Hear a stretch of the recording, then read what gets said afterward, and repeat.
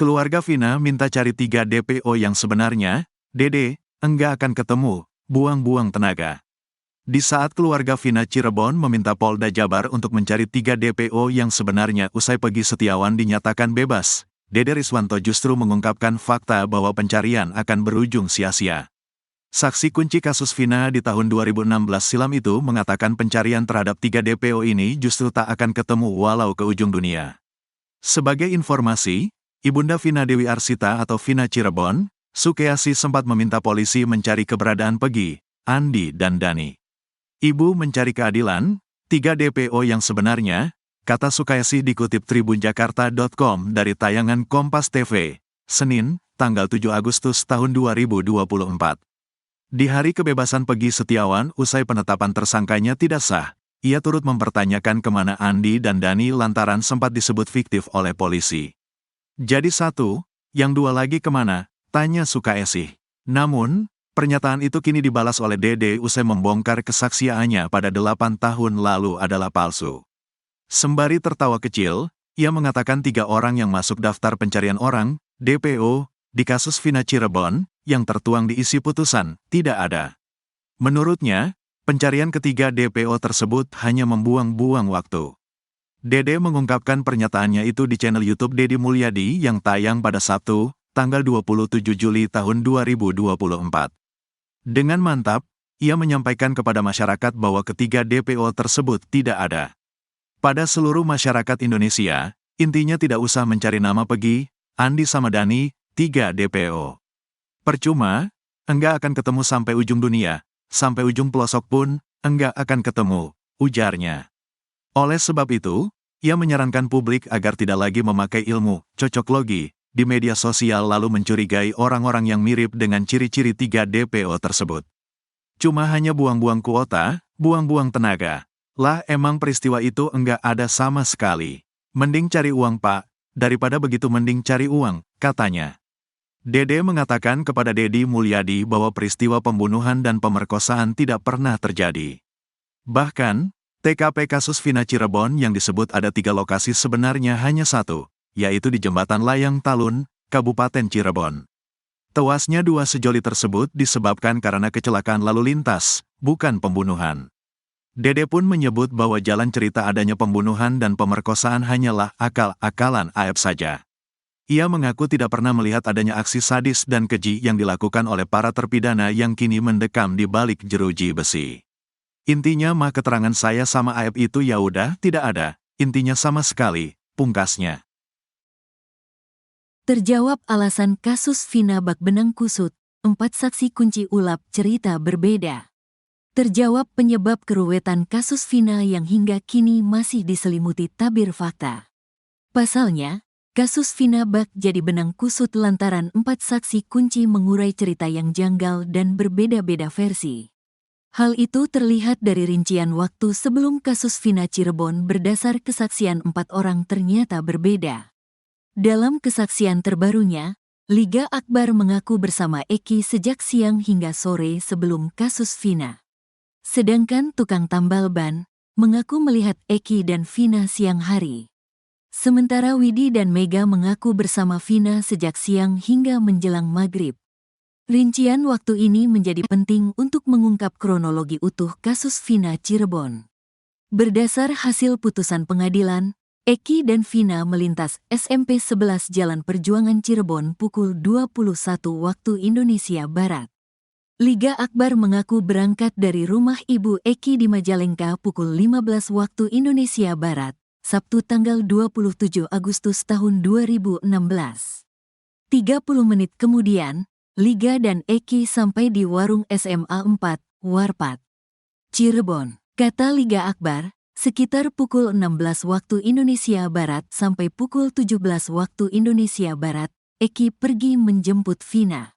Dari Majalengka jam 3 sampai setengah 4 langsung ke SMA 4, bersama B, T dan L jemput Vina jam 16.30 atau pukul 17, kata Liga Akbar. Eki kemudian kembali ke Warpat bersama Vina selepas maghrib. Setelah maghrib balik lagi dengan Vina. Hanya minta rokok, ngopi sebentar dia izin rapat organisasi, kata Liga Akbar.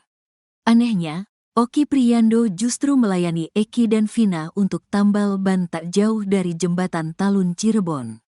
Kata Oki, Eki dan Vina datang menambal ban pukul 13 waktu Indonesia Barat. Nambal ban, 2 tambalan, 2 bolongan, minum es di belakang bengkel, kata Oki Priyando.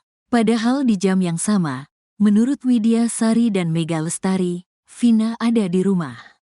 Pukul 12.30 waktu Indonesia Barat, Vina mengirim SMS pada Widi untuk meminta jemput di rumahnya, Desa Samadikun, Kecamatan Kejaksan, Kota Cirebon, Jawa Barat. 30 menit kemudian, Widi dan Mega sampai di gang rumah Vina. Dalam perjalanannya, Widi, Mega dan Vina berboncengan di satu motor. Pukul 14.15 waktu Indonesia Barat, mereka sampai di rumah Widi. Selama di rumah Widi, Vina sempat meminjam uang Rp50.000 kemudian ke warung beli mie instan lalu memasaknya dibantu Mega Lestari. Saat mie tersebut belum habis disantap, pukul 15.30 waktu Indonesia Barat, Vina diantar Mega ke kontrakan kakaknya, Marliana untuk meminta uang. Singkat cerita, dalam perjalanan dari rumah Marliana ke rumah Widi, Vina bertemu dengan Eki di Jalan Bypass Cirebon. Sekitar jam 17 waktu Indonesia Barat Bypass Vina bertemu Eki. Mak berhenti itu ada Eki. Sekitaran migacoan kalau sekarang, dipalang sama Eki sendiri. Ngobrol agak lama, jauh dari saya. Kayak agak debat, kata Mega. Vina melanjutkan perjalanan ke rumah Widi dengan dibonceng Eki. Mega kemudian pukul 17.30 waktu Indonesia Barat sampai di rumah Widi, tapi Vina belum ada. Selang 5 menit, Vina kemudian datang langsung mandi di rumah Widi. Sedangkan Eki duduk di motor menunggu di ujung gang dengan keadaan jaket XTC diikat di pinggang. Cowoknya lagi nungguin di motor. Mau kemana kamu? Gak dijawab, kata Mega.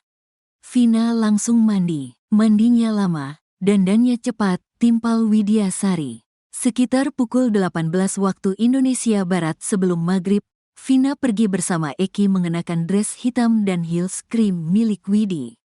Pada pukul 22.05 waktu Indonesia Barat, Widi mendapat SMS dari Vina. Dalam pesannya, Vina mengajak Widi untuk main keluar bersamanya. Pukul 22.10 waktu Indonesia Barat nelepon ngajak main. Keadaannya lagi senang banyak gerombolan lagi ketawa banyak suara motor mobil bukan di ruangan. Akunnya ada di arah sumber, kata Widi menirukan ucapan Vina. Jika rincian waktunya demikian, lantas siapa yang benar dalam kasus Vina?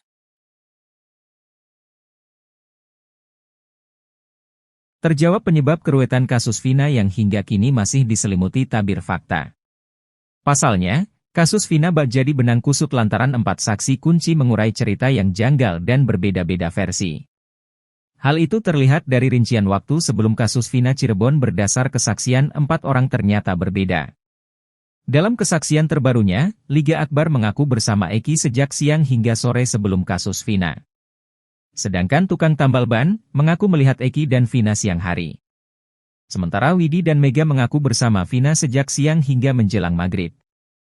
Rincian waktu ini menjadi penting untuk mengungkap kronologi utuh kasus Vina Cirebon. Berdasar hasil putusan pengadilan, Eki dan Vina melintas SMP 11 Jalan Perjuangan Cirebon pukul 21 waktu Indonesia Barat. Liga Akbar mengaku berangkat dari rumah Ibu Eki di Majalengka pukul 15 WIB, Sabtu 27 Agustus 2016. 30 menit kemudian, Liga dan Eki sampai di warung SMA 4, Warpat, Cirebon. Kata Liga Akbar, sekitar pukul 16 WIB sampai pukul 17 WIB, Eki pergi menjemput Vina.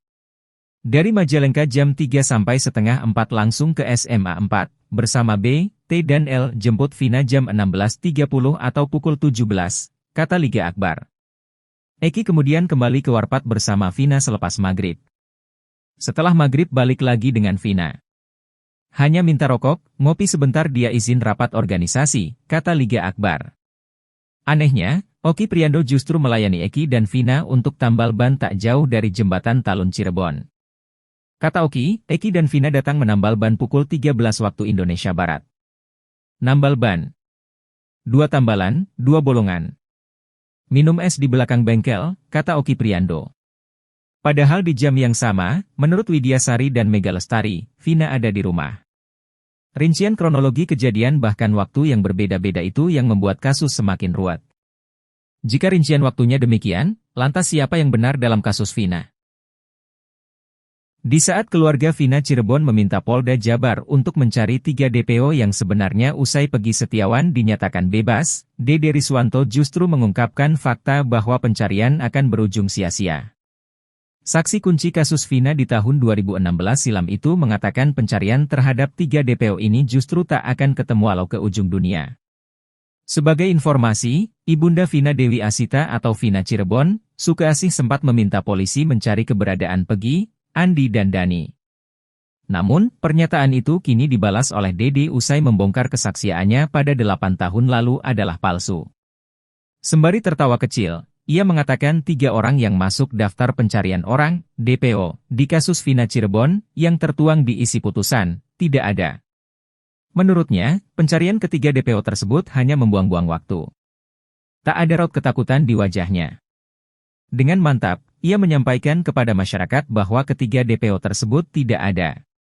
Oleh sebab itu, ia menyarankan publik agar tidak lagi memakai ilmu cocoklogi di media sosial lalu mencurigai orang-orang yang mirip dengan ciri-ciri 3 DPO tersebut. Dede mengatakan kepada Deddy Mulyadi bahwa peristiwa pembunuhan dan pemerkosaan tidak pernah terjadi. Bahkan, TKP kasus Vina Cirebon yang disebut ada 3 lokasi sebenarnya hanya 1, yaitu di Jembatan Layang Talun, Kabupaten Cirebon. Tewasnya 2 sejoli tersebut disebabkan karena kecelakaan lalu lintas, bukan pembunuhan. Dede pun menyebut bahwa jalan cerita adanya pembunuhan dan pemerkosaan hanyalah akal-akalan aib saja.